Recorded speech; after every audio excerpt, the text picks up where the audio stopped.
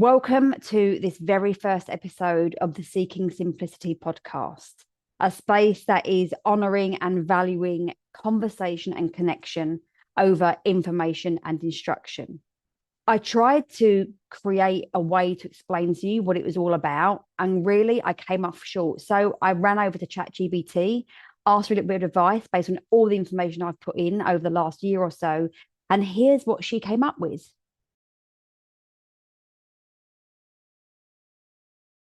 Seeking Simplicity is a podcast for women navigating life's transitions, midlife, perimenopause, empty nesting, reinvention, identity shifts, and the beautiful uncertainty of change. Through soulful conversations, somatic practices, and thought-provoking insights, we explore how to release the pressure to constantly do or be more. This is your space to slow down, reconnect with yourself, and embrace the power of simplicity, because sometimes the answers we seek come when we stop searching. I like that description, and I'm sure that this podcast will evolve as it goes along. So I just want to take 5-10 minutes to introduce myself and kind of like the process behind this podcast, because I'm not new to podcasting. I've had a couple of podcasts in the past. The last one was called the Your Rich Life podcast. And I closed that down after losing my dad and feeling like I wasn't in a space that I wanted to keep having these conversations. So I was going through my own, I talk about working with women navigating the seasons and cycles of life. And I didn't know it at the time. It took me quite a while to be able to look back and see that I was in my own very challenging season. Looking back now, the power of hindsight, I can see that this particular season started around about the same time as the pandemic. I put my racing heartbeat down to the anxiety of everything that was going on, and that could still be true. However, I suspect that that was probably the start of my perimenopause journey. Along that journey also, we were dealing with my dad's cancer, and halfway through the sort of pandemic, we found out that the cancer was no longer treatable, and he was put on sort of long-term palliative care. The last 6 months of that journey were nothing short of horrific, from the care that he received in hospital, just to watching somebody that you love, go through that journey and dealing with the things going on in your head, not just as an adult, but hearing your inner child talking about all that. Maybe I'll do another post on that, because it was really life-changing. Losing my dad definitely was something that changed my life forever.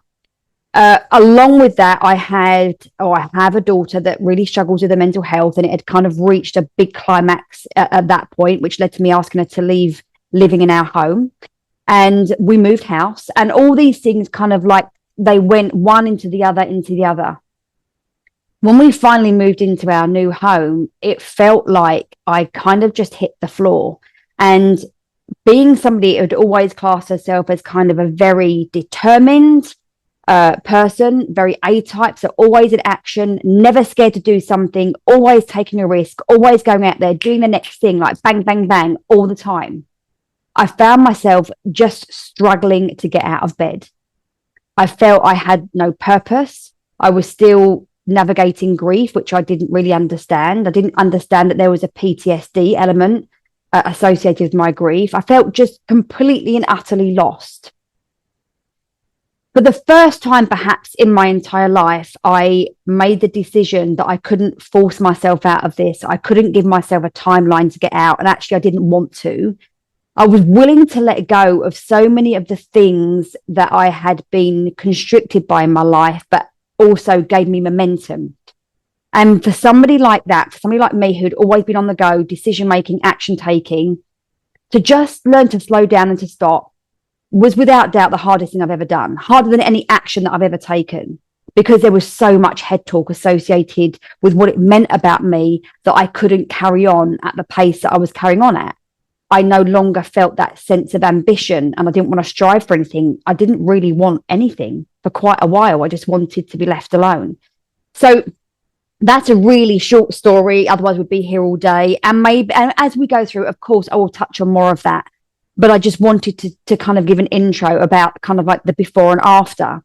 Now, what this journey has taught me over the last, I'm going to say 3 years, it may be even a little bit longer than that. There's some major things that have really come home to me that have helped bring me to the space I'm in now, where I feel literally like a completely different person. As I'm recording this particular episode, it is the spring equinox. And according to the astrological stuff, we've got something called a Neptune Cazimi, I think it's called. And it just basically means this is a super hugely powerful day for us to think about what we want, where we want to go, what we want to let go of, what we want to manifest, who we want to be. And you know what? I'm drawing a complete blank, because right now I'm just enjoying being in this space. I'm enjoying being here, doing this podcast, letting myself do things that I love, and just reconnecting with my inner voice, with my somatic experience. And I don't need to be putting all these plans in place right now. But that's just a side note. I'm also approaching 50. So the launch of this podcast is actually on my 50th birthday. So it's a huge year for me. And I feel like I'm a big believer in serendipity.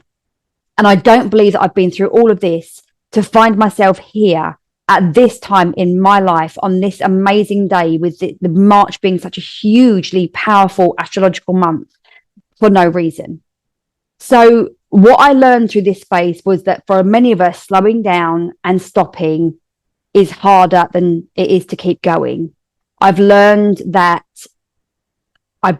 I was chasing a lot of things that didn't really, I'm going to say, belong to me, in the sense that they weren't really my dreams and they weren't really my visions. It was just that I found myself in a community of people where we were all striving for the same thing. And I kind of just hopped on a bandwagon. That's been a pattern that I can see my whole life, where in order to feel like I fitted in, totally unconsciously, I would start to, copy, emulate what other people were doing, and never really question it for myself. Other things that I found along the way was that I have become so distanced from so many things that brought me joy, thinking that there was more joy in the achievement, in the attainment of the next thing, of the next goal. And I look back now and I'm like, whilst I gained, don't get me wrong, I gained so much joy and had so many amazing experiences and did so much traveling, I would never change it. And it's only been with those experiences I now have that contrast, that context to say, but in that I lost this. And now I'm reclaiming that back. I've learned that, we literally change as people, our identities change. And we often don't realize that as women, that we're going through all these almost constant identity shifts. You think about who we are when we're younger, and we're in that kind of like maiden archetype, and then we meet somebody and we maybe have children, and we change again, and we become a partner, and we change again. And job roles change us, motherhood changes us, menopause changes us, becoming, losing a parent, losing a child. All these things change fundamentally who we are. And yet we keep navigating our life as the same person, and wonder why we sometimes feel like, we're getting doors slammed in our faces, we're walking through cobwebs. Things just feel tough. This isn't a podcast that says, we don't have to do those hard things anymore, because I think that's just the nature of life. But it is about, how do we reconnect with that joy? How do we give ourselves permission to slow down? How do we find out what it is that we really, really want? How do we find out who we truly are? How do we have the courage and the clarity to create a life on our terms, with what makes us happy, without feeling that need or that draw to compare, and then to despair because, actually, am I doing the right thing? Should I be doing that other thing? So I've found a huge amount of peace in navigating this journey. And don't get me wrong, it's been turbulent. There has been a lot of head talk. There's been a lot of conversations with my friends who are fellow coaches, who have helped coach me through this. There's been a lot of retreating. There's been a lot of time on my own where I didn't want to be around people, not even my best friends. Like, my husband was my safe space. Even my wonderful mother, my darling twin sister, my children. There were times when I just needed my husband, or I just needed to be on my own. It's been a journey where I had to be willing to challenge my thoughts from a different capacity, not to up-level them, but to actually listen to them. Is this what I need? Or am I just playing out an old pattern? Do I want this? Or am I just not tapping into myself? why am I doing these things? It was really just such an internal journey. And I came to the conclusion, I started using a couple of things that really helped me. So when things were really bad and when I was on the floor and when it was just a struggle to get out of bed every day, my first step to recovering, is that the right word? I don't know. Let's just use it for now. My first step from recovering them was asking myself, like literally in the moment, what do I need or what can I grant myself or gift myself now that's going to maybe make me feel a bit better, that's going to get me out of bed, that's going to make me feel less shitty than I do now. Like, it wasn't even about reaching for joy or happiness. I just wanted to feel less shitty. And I listened to that. There was lots of gardening, there was lots of decorating, there was lots of baking. But there's also a huge amount of, like I say, retreating, sleeping, not doing very much at all, just being, which was completely alien to me. Once I kind of like got past that, which took quite a long time, other questions that I started sort of like leaning into was, this is a big one for me. Have I made this decision or a decision like this before, more than once? Did it work out for me? If not, why am I choosing it again? And this is when I started to identify patterns that had served me at some point in my life, but were now no longer serving me. They were keeping me in limitation, limited thoughts, limited outcomes, a limited experience and expression of my own life. And that was something that I completely wanted to break free from. That was a game-changing question for me. And I just kept doing that. And I just kept following things that I liked doing. And I had to just keep releasing the other nagging voice. But Louise, you know, you're not running your business anymore, and you're not earning any money, and you don't know where you're going, and you've got no goals. Like, I had to just keep releasing them as much as I could. I started to kind of look at my health a little bit more. I started to look at my happiness. Let's fast forward to December 2023. I was in California at a business conference type thing, and met my amazing, wonderful fellow witchy friend and coach, Tracy Tati, over there. My husband actually came with me as well. And after the conference, we took ourselves to, I think you pronounce it Visalia, I'm not quite sure, but this beautiful Airbnb on the outskirts of, you know, further out from the main part of California, wherever we were.